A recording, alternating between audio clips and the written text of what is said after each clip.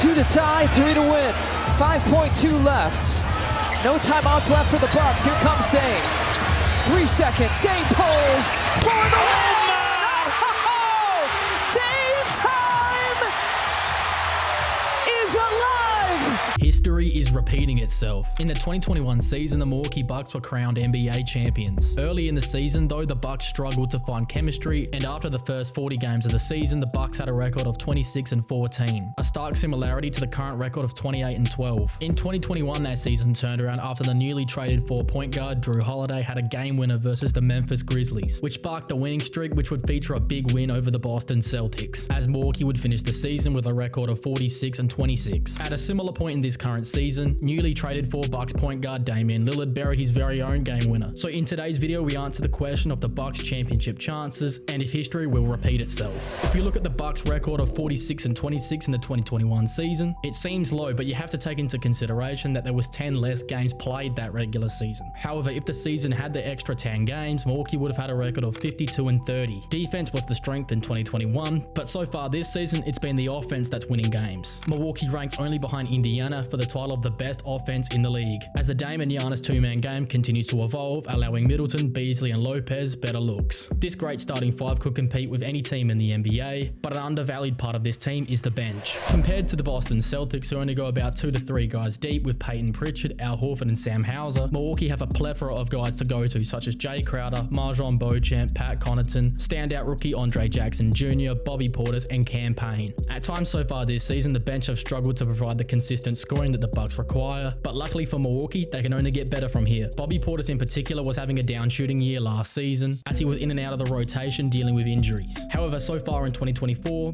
Portis has been shooting the lights out from distance, connecting on 37% of his shots on 4 attempts per game, giving the opposition benches no chance to rest. His mid-range and post-up game have been lethal, as he attacks the second-string centers for easy points. When it comes to Portis, you can't forget about the hustle plays and offensive rebounding that he provides on a night-to-night basis, as he's one of the best spark plugs in the game today. Andre Jackson Jr. has been better than anybody could have ever anticipated, as he's come in and played solid defense and won the veterans over with his heart and hustle. Jackson Jr. plays very hard every given night, and while his jumper doesn't look too pretty right now, he's proven that he's able to knock down the shot at a good enough rate to stay on the lineups. And for other guys on the bench such as Crowder, Connauton and Payne, they've all displayed the ability to knock down the 3-ball at a high level, spacing the floor for Giannis's drives to the basket. When we look at the starting lineup, Milwaukee had an absolute steal in Malik Beasley, as he's leading the NBA in 3-point percentage, claiming the title as the best 3-point shooter in the game right now. Malik Beasley, or Malik Threesley as Bucks fans are calling him, is connecting on 48% of his shots from downtown. That's 7% more than Stephen Curry. Not only is his percentage high, but it's on volume too, attempting 6 shots per game from downtown. This added shooting makes it even easier for Giannis to get into the paint, as when teams do decide to double Giannis down low, Malik is going to knock down the shot more times than not. Are the Bucks actually worse with Damian Lillard? It would be interesting to see if the Bucks would have still gone ahead with the Dame trade if they knew where Holiday was going to end up. For me, Milwaukee would still have made this deal, as the scoring in the last 2 postseason runs was terrible, not able to run a consistent or effective offense in the half court. In the 2022 postseason in particular, Middleton went down with a knee injury, and the Bucks offense was never the same after that, as Jrue Holiday had to step up as the number 2 option on offense. With Damian Lillard on the team, the half court offense has been elite, as the screen and roll game has helped the Bucks to the 2nd best offense in the league, along with having an extra layer of comfort knowing that if Middleton goes down again, you've got Lillard now. Not only does Lillard consistently run plays with Giannis, but he's also quite comfortable running plays with Brook Lopez. Lopez adds another dimension to the team's play, as he can not only roll effectively, but he can also pick and pop at a high level, connecting on 3-point shots at a 33% clip, making the Lopez pick and roll almost more effective than the Giannis pick and roll. Arguably though, the best pick and roll option on the team is still the Chris Middleton-Giannis pick and roll, as these two have chemistry built over a decade of play. The pair can create lob plays without even speaking to each other on the court. Middleton's mid-range game and overall shooting ability, along with his underrated passing skills, make this play a near guaranteed bucket when this team needs it the most. When you compare this Milwaukee Bucks team to the Boston Celtics, it was clear early in the season that Boston may have had the better starting 5, but Milwaukee's bench depth was much better. This has not exactly changed, but the starting 5 of the Bucks can definitely rival the Celtics, and you could even argue that it's better than Boston's. An issue with the Celtics roster so far this season is their defensive numbers when Jrue Holiday isn't on the floor. Now you might think that the defense is terrible when Holiday is off the court, but it's actually the opposite, as Boston has a better defensive rating when Holiday is on the bench. This This can be attributed to the fact that Boston has 2 defensive guards and they only really need 1. If the Celtics could have had that time again, it would be interesting to see if they would have packaged Robert Williams to get a shooting big who could also play defense to put next to Porzingis. Because at this current time, the Celtics big man depth is a huge question mark, only having Al Horford and Kristaps Porzingis, as once you go beyond that, you've got Luke Cornett, who was on a 10-day contract with the Bucks only 2 seasons ago and isn't known for his shooting or defense. There's talks that the Boston Celtics may be able to bring back Danilo Gallinari at the trade deadline, but I don't think he would solve their issues when it comes to guarding the Greek freak. There's no doubt that Giannis would dominate a 7-game series right now, as Porzingis isn't strong enough to be able to guard Giannis one-on-one, and Al Horford is just getting too old to do this over the course of a 7-game series. When you look at the Bucks' big 3, the Celtics are more than capable of guarding one of them, but when it comes to Middleton and Giannis, they are light on options to defend these two. The matchup on Chris Middleton would likely be Jaylen Brown, who has been a good defender, but if Middleton can make him work on the defensive side of the ball, his offense may appear to struggle on the other side. Porzingis can be effective against Giannis if he's the help defender, but not when he's guarding him one-on-one. Now this is all well and good, but the floor spacing that Lopez provides allows Giannis to just find him if Porzingis comes to help on the drive. As it stands right now, I believe that the Milwaukee Bucks are the best team in the Eastern Conference, as their bench depth and the way that they match up with the Celtics is definitely going to help them in the postseason. The defense has to improve for sure, but it gets to a point where if your offense is unstoppable, then you only have to have a middle-of-the-road defense. Take the champion Denver Nuggets for example, who had the best offense in the league, but only the 15th best defense last season. Nikola Jokic was borderline unstoppable, as the offense was on another level in the postseason, while they were able to up their defensive efforts to get crucial stops late in games also. It's clear that this Bucks team was inspired by the Denver Nuggets postseason run, as they look to be a very similar team in the Eastern Conference this postseason. I'm not sure how you guard this team once they really start figuring it out on the offensive side of the ball. Are the Milwaukee Bucks your NBA title favorites? And if not, who do you have winning the chip this season? Let us know in the comments below.